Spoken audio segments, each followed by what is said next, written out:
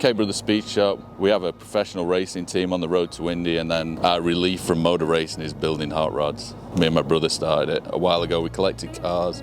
We found this on the internet, chased it for a while, and then it disappeared, came back, disappeared again, and then when it came back up, we said, oh, we got to get it this time, so we ended up with it. We decided how we wanted to build it, so we got in touch with Art Morrison. They designed a chassis around Detroit steel wheels. We had to tub the back of the car because it's got a full-link rear suspension in it. So we tubbed the back, and when we tubbed the back, we didn't want to change the rear seat, so we had to set it at an angle so it matched the front seat. And then once we got that in, then we decided we want to put LS3 in it, so we took the nail head out, and that's going to go in a different build. So we put the LS3 in it with a cam in it, and there she sits, fat and sassy.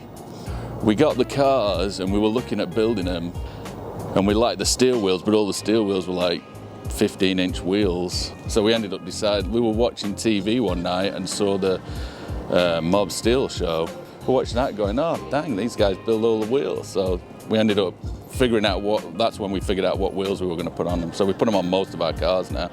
It's because they got the old look, but they look modern, a little bit, but they look cool.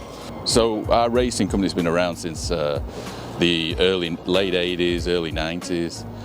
And we've done pretty much all three levels of the road to Indy. So like IndyCar has junior levels, you have the USF 2000 Pro Mazda, and then Indy Lights, and we've done every level. And then our USF 2000 team, which we're concentrating on mostly now, we've won 9 straight championships. If we win one more next year, which is really hard to do, we'll end up tying a record that John Force has for straight championships over the years. And we've won, probably a total of 35 championships.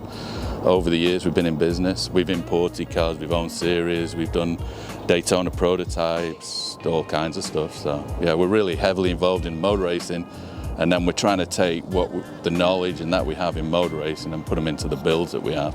So we've got an F100 that we're halfway through. That's all lowered, it's got independent front suspension on it, and we're just deciding what engine we're going to put in it. So it'll probably be a Coyote in it with a 5-speed manual is what we're looking at. And then after that, we're doing a 1928 REO Speed Wagon. We're just deciding now, but it's going to have like more race car stuff on it than what these have.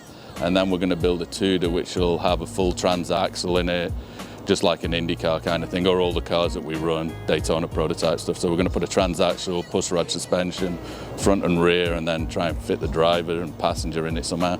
Yeah, we're driving back to Florida as soon as this is over. Get back, we got some stuff to do, and then we're straight out testing drivers for next year, pretty much right off the bat as soon as we get back. And then we're trying to go to the show in Daytona. It's called the Turkey Run. We're going to take this car and the Cadillac to that. It'll be the next things that we do.